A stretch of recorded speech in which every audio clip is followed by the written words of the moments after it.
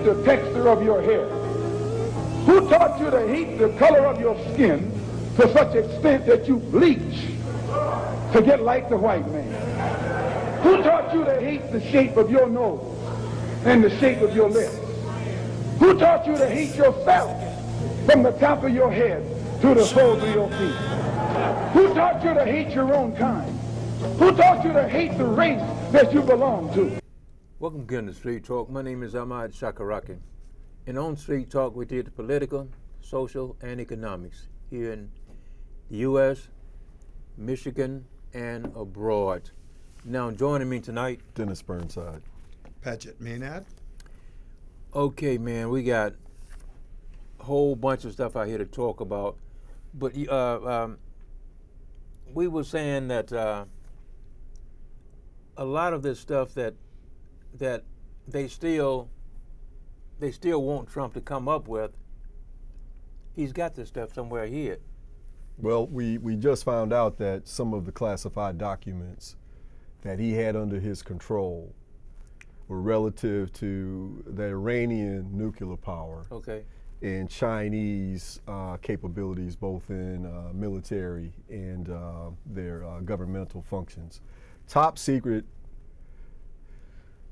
classified documents that Trump had and lied about. And we know now that he specifically was asked about these documents and he denied having them. Mm-hmm. So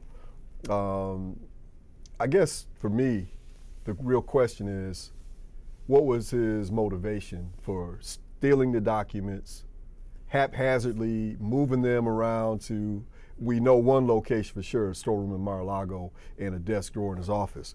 But there very well could be other documents at some of his other private properties, and I would say more likely than not that's what's happened. But we need to find out what the motivation was. I don't think it was anything other than Trump looking to monetize them and treat them like assets. Mm-hmm. I mean, he's even gone so far to tell people publicly, those are mine. Yeah. Those are my documents. Yeah. He's laid claim to them. Yeah. And you know, Trump's not an intellectual. He's not a deep man. I don't think he reads anything that has more than 3 syllables in anything. Mm-hmm. So why are you so interested in these critically important classified documents? Yeah. Well, I don't think he wants them for his own edification. He didn't read them when he was responsible for them. Right. He refused to read the presidential daily briefings. He half listened. Yeah. Because after a while they said, we're going to stop giving them to him. We'll just tell him what's going on. And he half listened. So why did he want him? Yeah, he had to drag him in there. So why did he want him? Well, the one motivation that I see, and maybe you guys could disagree with me, but I think he's looking to monetize him, use him for leverage and to monetize him. He saw what happened with his son-in-law,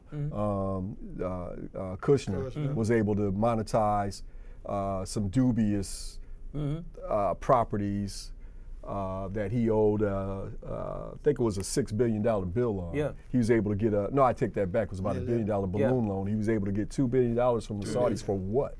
Well, I think Trump saw that example and decided to try to duplicate it. Well, you know, and the guy's a traitor. Yeah. And, you know, what make it so ridiculous is that you got all these millions of people out here.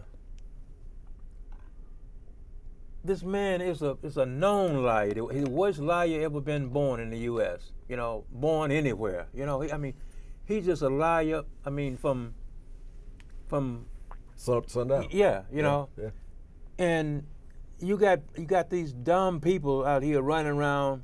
You know, whatever he says. Oh yeah. It's like, I was listening to something, I think a Thursday, Friday, anyway, night, and they were saying that the people out here, most of them, for Trump, didn't even finish high school. You know, they were saying a bunch of them didn't finish high school, you know, and I think there's plenty who didn't finish high school. I think there's plenty who finished high school, went to college, started their own businesses. Yeah. There's to me, there's a level of ignorance that's astonishing. Mm-hmm. I don't think it's stupidity. I don't think they have the inability to learn. I think they've determined that they want sources Yeah. that agree with what they already have predetermined to be the truth Yeah. or predetermined to be their ideology. If it matches that, I'll ingest yeah. it. If it conflicts with that whatsoever, I don't want to hear Right. about But it. you know, you're talking about him being such a liar. The people are not even seeing to that. Trump is the worst liar you will meet. The man cannot tell a lie because every time he speaks, he contradicts the previous one with another lie. So a liar has to be able to keep his head straight, hold the same thing over and over again. But every time he talks, he makes a mess of it by saying something contradictory, which should tell the people, look, this man can't keep his mind straight on anything. Why should we follow him? Yeah, but see, the thing is that you got these people out here who have no direction. So Trump appears and it's like, oh, okay, yeah, he's a billionaire, and we and the man is in debt. Yeah. And I think we're all missing the most salient point is Trump hates who they hate. Mm-hmm. Oh yeah. Yeah. Trump talks down the people that they talk down. Mm-hmm. Yeah. Trump sounds like the drunk guy at the corner of the bar at their favorite tavern. Yeah. He sounds like the uncle at Thanksgiving that disrupts dinner when you have people who are more well educated and people who are more moderate or liberal. They don't want that uncle talking because he sounds like a buffoon. Yeah. But that buffoon in certain places sounds like a sage. Right. And I think that's where Trump comes through. Yeah. When Trump says that I don't want these Mexicans coming because they're all rapists and murderers, and I'm Oh, going to that- build a wall. I mean, you saw Yeah. people do backflips oh, yeah. because that's the way Yeah, they think. yeah. Now you can look at objective data, you can look at empiricism, and say, okay, are immigrants across the south border primarily murderers and rapists? And the data will say, of course not. No.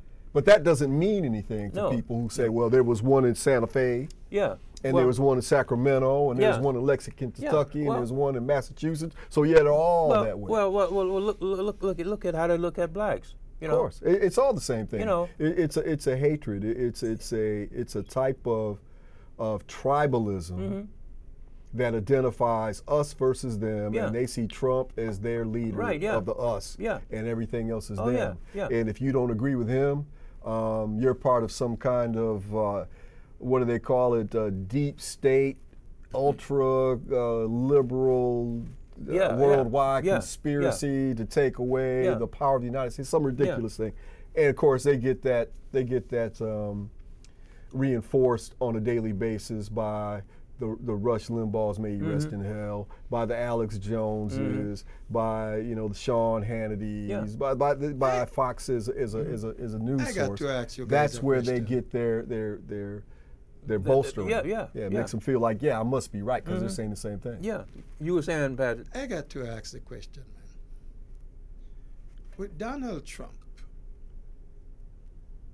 Saturday night, I think it was, he had another meeting. Mm-hmm.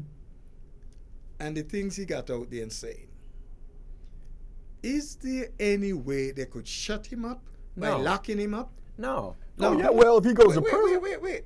Don't tell me nothing about free speech now, First Amendment right.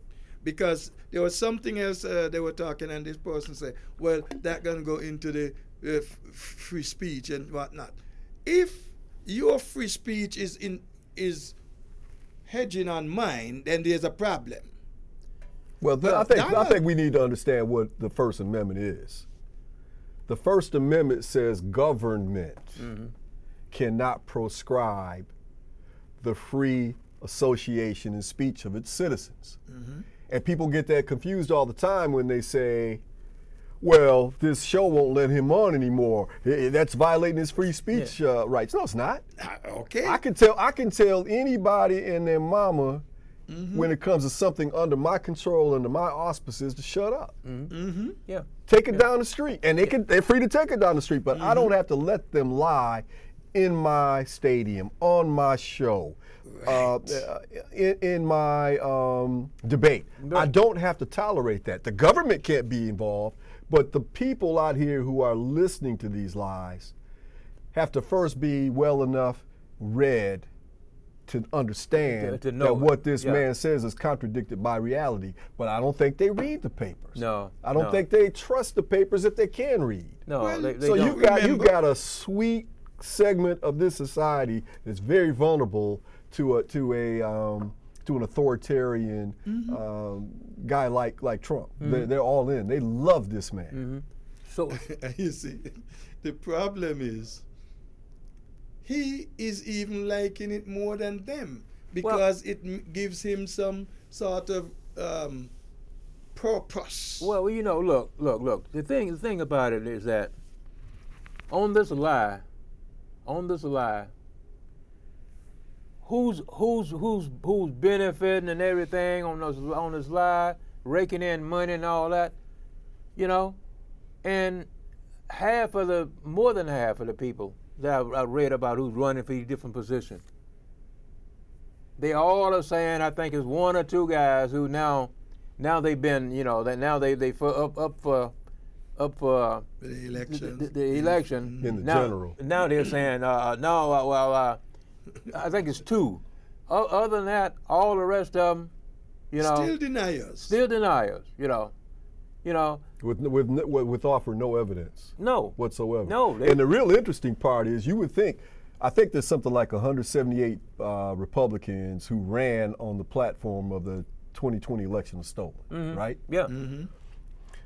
That was in the primaries where it was nut against nut, right? They had to out nut the other nut. Yeah. But now that it's in the general election, a lot of them are backing off their Yeah. stance Yep. about They've been abortion and changing all their cases, posters. and the election was stolen. They're backing off that a little Yeah, bit. yeah. But if they ever are elected, you know how they're going to govern. But the interesting thing to me though is you can look at something and you don't have to pick up a newspaper. I know the people on the right, they don't trust the New York Times, they don't trust the Washington Post, St. Louis Guardian. I get that. I know where you're coming from. You don't believe what you read because it contradicts what you want to think is true. But we just had a court case last week that said that Trump knew, on the advice of his attorney Easterman, that there was no validity to his claim Right. that elections in various states, but more specifically Georgia, Yeah. was illegitimate. Right. He had no data to support that claim. So Easterman comes to him and says, "Hey man, if you sign this document and submit this to the court, you may be in trouble because we don't have any evidence to support that." Notice every time Rudy Giuliani went around with his hair dye dripping and, you know, after his 6 or 7 glass of wine at 2 o'clock in the afternoon, he's running around talking about how the election's stolen, it's all a big fraud. But every time he got his Frankenstein-looking buddy in court, he would not make that claim. He would never make it in court because he knew what the ramifications were. Yeah. Well, of course, Trump being so arrogant, he went ahead and signed this document. They submitted it to court, and now the young lady who was his attorney on the espionage case, where they said he knowingly returned all the documents. There's nothing less. And the court case down in Georgia, where he had the judge just read the emails between Trump and his attorneys. And he could read the emails and say they knew this election in Georgia wasn't stolen. Yeah. They asked for 11,780 votes from the Secretary of State of Georgia. I believe his name is Rathsman. Whatever. Wanted one more vote because he knew what he needed to become the duly elected winner of the Georgia vote. So the court is looking at this and saying, look, man, not only are you going to be indicted and you're going to have to speak under oath, answer the subpoena, but your attorney Yeah. is also in hot water. Yeah. And then we see the same thing happening with the espionage, where the young woman lawyer is trying to back out of it now, saying that they made me sign this thing. Yeah. Well, at a certain point, as Paget said, and you said when we start the show, the man is a liar. He's a known liar. Yeah. And if you're going to continue to throw your hat in the ring with him, you got to be willing to pay the cost for what comes down. The amazing thing, well, good thing for that lawyer, young woman, is that she said, based on the information she was given. But see, that's not a legal defense, because when you put your Jane Doe on that document, you're endorsing what that document says. Your little side proviso that, I know it's not true, but I signed it under these. No. Lawyer. Yeah. If you're coerced, if you you should didn't not have it sign. there, Huh? if you come with it later, it's Johnny too late. But I mean, I think if it's saying, well, to the best of my knowledge, this is. Yeah. Like if so many other government documents say, well, That's exactly what it says. But you Okay. can't say, to the best of my knowledge, when then you just been in a conversation with your co-conspirators about how it's not true. Yeah. Which is what she did. And so now you're going to say, yeah, but I signed it, but I also said if anything comes out later or if we find out, no, you knew before you signed. well, okay, that's a different story. That's now. the story, though. That's what actually happened. That's why she's in hot water about to be disbarred.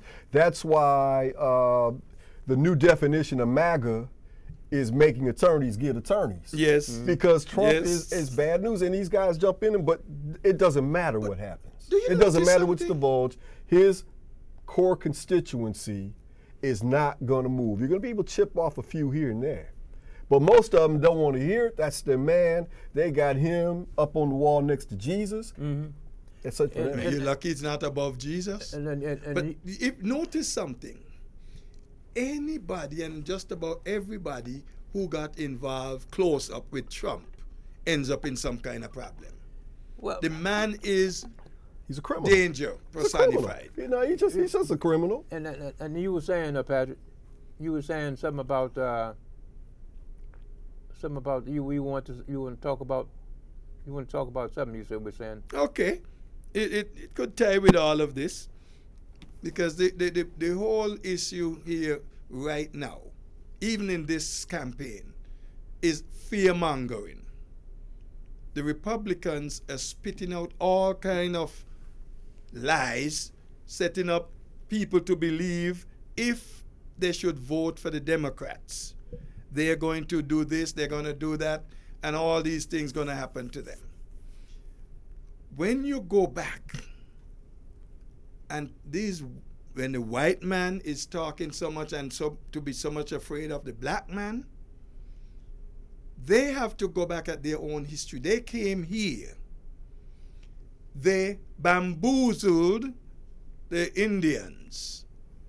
They robbed them. They defamed them. They throw them in a corner called, put some nice little name to it, you're in a reservation. Why reservation? We're reserving you for what? That way it's that. But then you had the blacks came here not by choice. Of course, Dennis could give us the history back there. How long before these people, blacks, were traveling out here? But the whole thing to it is we now have too many blacks. And that reminds me of the story of in Egypt. They were afraid of the Jews, the Hebrews, because there were too many. And now they're afraid of the blacks. It's too many. Well, just let these folks know. The blacks came here. They worked hard. They suffered. They got pretty much nothing. They were offered or were supposed to get some, was it 40 acres and a mule? 40 acres and a mule. Did anybody get even the mule, let alone the 40 acres? No. I mean, think about it. And you look at from 1865 until now, you still don't have it. You know. Yeah.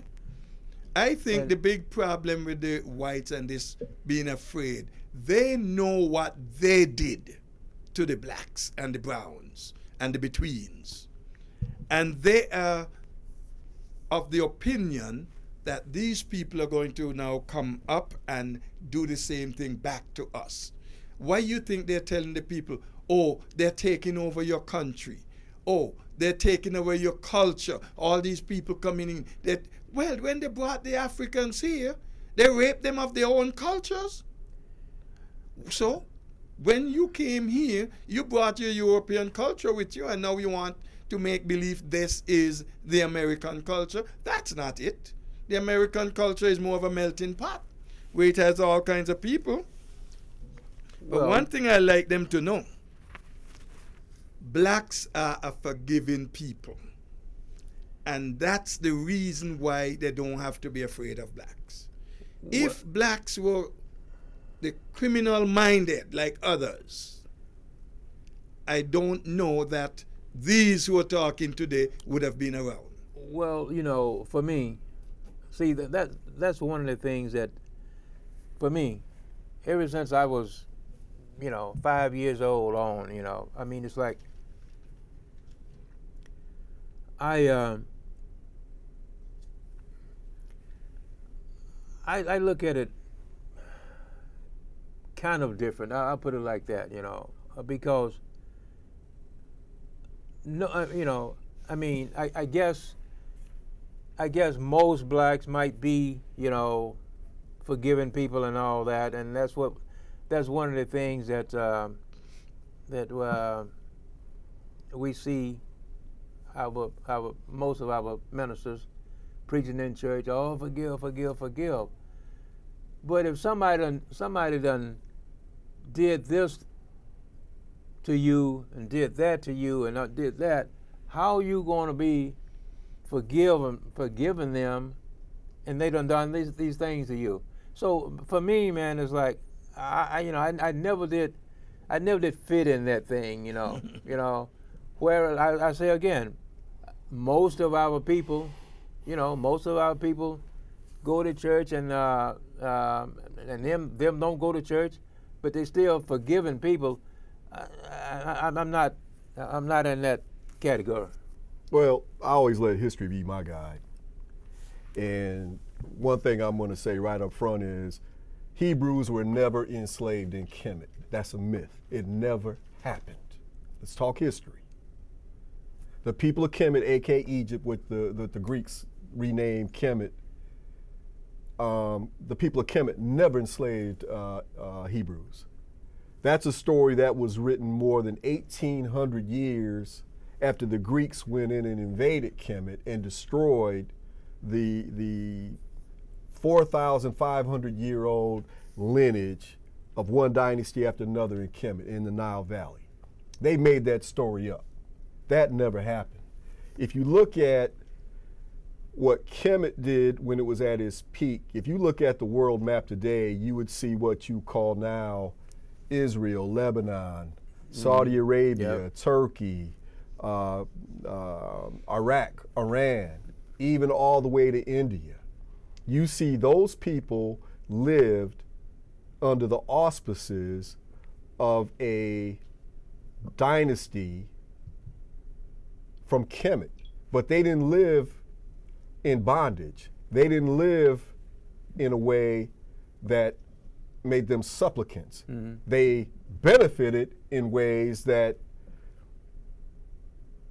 they otherwise would not have been able to benefit themselves. And I'm talking about in ways of science advancement, math advancement, intellectual properties, trade that went back and forth through the region, which was facilitated by the strength of Kemet. But what you did not see Kemet do, you did not see the Songhai dynasty do, you did not see Ghana do, you did not see Mali did, and I'm talking about dynasties that were around in the AD when Rome had fallen, when Greece had fallen, and the biggest powers in the world in terms of economic power were in West Africa. Right up until the start of the transatlantic slave trade, when the Songhai dynasty finally collapsed in the late 15th century, what you did not see is Africans invading other countries and committing genocide and enslaving people. That just has never happened. Right. So I think in one part of it that I agree with Paget, that black people just don't go someplace and obliterate, wipe out, and subjugate people and treat them inhumanely. On the other hand, I hear where you're coming from, where you say some of us ain't feeling all that forgiving anymore. And I hear you. And I think that the thing that we need to do if we're going to put ourselves as part of the African diaspora in the best position to move forward is to first recognize who we really are and where we come from, and stop believing fairy tales and stop believing what you're taught in school, that Black history starts with slavery and ends with Martin Luther King, and now we're all, you had a dream and now everything's great. And if you're not doing well, it's because your own initiative isn't strong enough. Yeah, that's one of the things. How much time we got, Patrick? We got about 2 minutes. But I like to just tell these folks, blacks, browns, and betweens, don't let the fearmongers scare you off. Don't let the Trumpians, the MAGA crowd and the election deniers and all of those, don't let them scare you. And if you notice good, even the lion, the king of the beast, sometimes he has to run from other animals. And this jungle we're in, called an election, coming up in the next 2 weeks, you are going to have to be chasing the lions. Donald thinks he's the lion, so he brings in all who he wants. We're going to have to chase them out by going out there, voting them out. Make sure none of them could come back and say, well, we did it. In fact, what you need to do, ask Donald Trump, what did you do with those documents? Where are the others? What are you doing with them now? What's your plan? Come on, tell us. You want us to vote for you and for your people? Give us the answers, then we'll be able to help out. And if we're going to vote, if you see what the two biggest issues are for Republicans as they go into this election, this midterm, is the economy and inflation. Yep. They talk about those two things. Yeah. And with Democrats, those are 2 and 3, but number one is maintaining democracy. Okay, well, let's talk a little bit about the economy and inflation. Inflation happens anytime you have a disconnect between supply and demand. Our supply chain has been a mess since the pandemic because we, in our infinite stupidity, sent our manufacturing and most of our finished good capability over to China. And now they're still struggling with the pandemic. They're still having lockdowns. Oh, yeah. They're still having people dying by the thousands over there. And they can't get to us all what we need in a timely manner.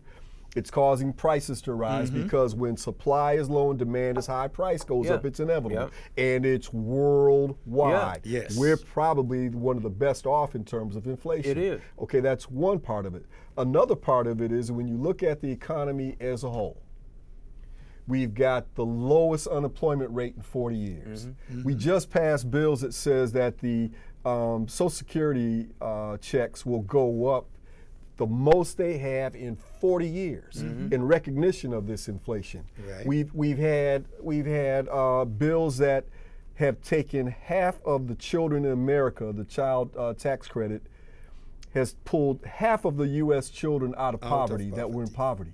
You could go down the line with economic facts and inflationary facts and say you can't ignore the war in Ukraine, and you can't ignore the supply chain chaos that came out of the pandemic and think that anybody else who's sitting in this office, I don't care if they're Democrat, Republican, or Pluto from Disney, would have any other effect, only it would be as bad or worse. Because we know with the Republicans, they're laissez-faire, hands-off type of philosophy. It will go bananas. So we need to talk about this economy and inflation in terms of what people are thinking. And if we bring Republicans in with this election, not only are you going to have a worse economy, you're also going to see the end of democracy. We're going to go into fascism. Okay. And that is why I say, get out and vote. Indeed. Payday comes. Don't let anybody make you think that God chose America as his divine messianic force to be a sort of policeman of the whole world. God has a way of standing before the nations with judgment, and it seems that I can hear God saying to America, you're too arrogant. If you don't change your ways, I will rise up and break the backbone of your power, and I'll place it in the hands of a nation that doesn't even know my name. Be still and know that I'm God.